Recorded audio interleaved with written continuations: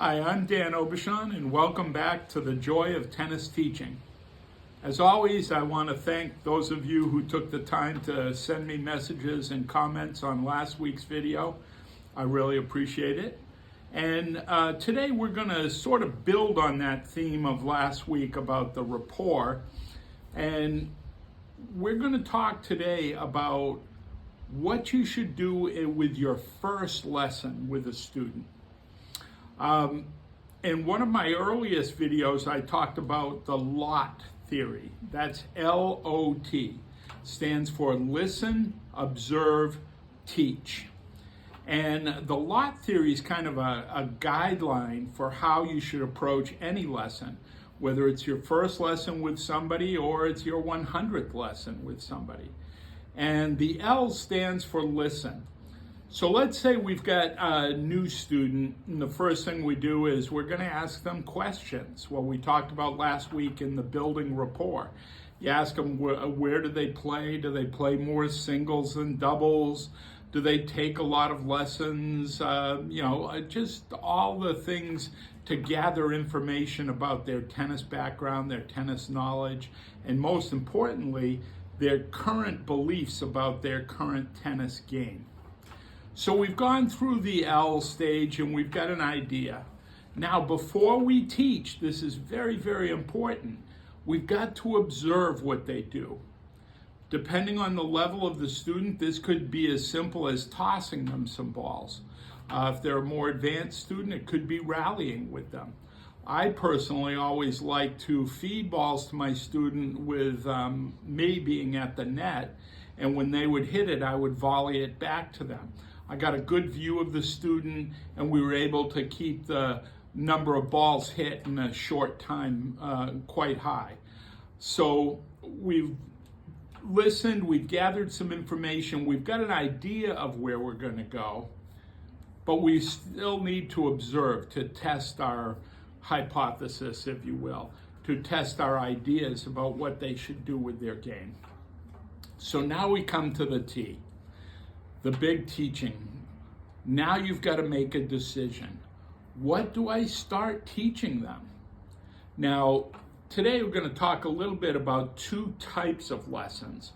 You've got your club lesson or somebody that you're going to see a number of times on a regular basis.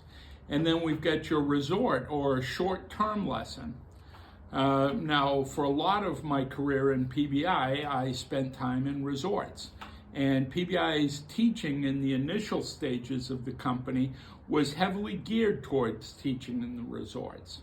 So I'm going to start off with that. If you're teaching in a resort environment or you're teaching someplace where your students will come and go and you won't see them for long term, you want to decide on what to teach by making something that'll have a big impact on the student. You want to lead with your best shot. You want to try to impress the student so they leave that lesson going, wow, I've got to take another lesson tomorrow. Because your success will be determined by how many repeat lessons you can get in that short period of time. If you give them a lesson and they're like, yeah, that was okay, maybe I'll do another one this week, maybe not, and you never see them again, you really miss the boat right there.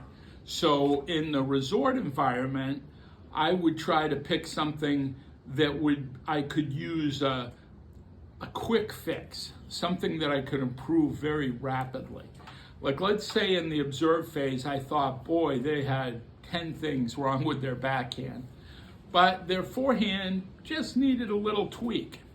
I might lead with that forehand just so that I can impress the student with how well they're doing and get them to come back. And then I might attack the deeper problem that might take longer to fix. The other part of this having a big impact is, what are your teaching strengths? What do you love to teach? What are you really good at teaching? I know every pro has their pet strokes, their pet concepts that they like to teach. For me, it was always the serve. So if I got the student out there and I asked them, well, what would you like to work on? Oh, I've got to work on everything. My forehand, my backhand, my volleys, they're all kind of bad. I would always ask the question, well, how about your serve? And most of the time they would say, oh, I don't even want to talk about my serve. It really needs the most help of everything. Right away, my decision would be made, because I knew I could make a big impact on a club player's serve or even a professional player's serve in a very short amount of time.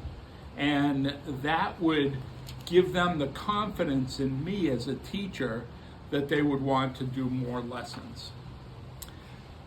With a club, it's a little bit different. You still want to win them over. You still want to make an impact with your first lesson so that they have confidence in you, but you can take longer to do it. And you should communicate that to your student, that, yeah, I see this about your game, and we can really solve that over time. That's going to become a strength of yours, where right now you might have think of it as a weakness. I also might, with this club player, use something that's not really a big problem for them, but can be approved quickly for the same reason as the resort is you want the student to have confidence in you as a teacher. But that's where it changes. You really want to lead your club player. I worked at a resort in Palm Springs my second full year of PBI. My third assignment was a resort in Palm Springs, California. It's when I first fell in love with the desert. And my business was probably 80 or 90% hotel guests, but I did build up a local following. We didn't have a club, but I advertised, especially in the summer months when the resort was very slow. I needed to get some students out there, so I advertised in the local paper and ended up developing a nice little steady clientele of local students. When I left the desert, the next pro who came in to follow me was a young pro with very little experience, and I moved on. But during that year, during that year, I had a chance to come out and teach a few days to give this pro a break. Well, I noticed in the lesson book that very few of my locals were in his book. So I called up one guy and I said, hey, I'm in town for a week. I just was calling to see if you wanted to get together for a lesson. He said, oh, I'd love to, Dan. And he came out for a lesson and we had a nice time and a good lesson. And I asked him, I said, why aren't you taking lessons with Tom anymore? And he said, well, Tom's a nice guy and I think he's a good teacher, but I just got tired of every week him asking me what I wanted to work on. It was like he didn't have any plan for me. And I thought, wow, that's the biggest example of the difference between a local client or a club member and a resort client. This young pro did exactly what we had trained him to do in PBI. Always ask your student what they want to work on. The difference is, in a resort environment, you really try to do what they want to work on. In a club environment, you ask them what they want to work on, and then you turn around and you go and do what you think they need most, no matter what they ask you for. And you can explain to them, yeah, I know you want to work on your forehand volley, but boy, last week we were making great progress on that serve. Let's spend a little more time on that before we get to the forehand volley. You can massage it in a lot of different ways. So the biggest message that I want to send to you all is how important that first lesson is. You want to lead with your strengths. Teach the things that you know you're very good at. Understand the potential of the relationship with this student. Are you going to try to get a whole lot of lessons done in a very short time, or are you going to build a long-term relationship?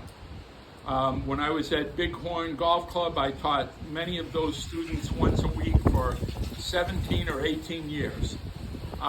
But just remember, like a great book, you want to lead really strong and open that first chapter with your best work. Thanks a lot, and keep coming back to the joy of tennis teaching. See you next week.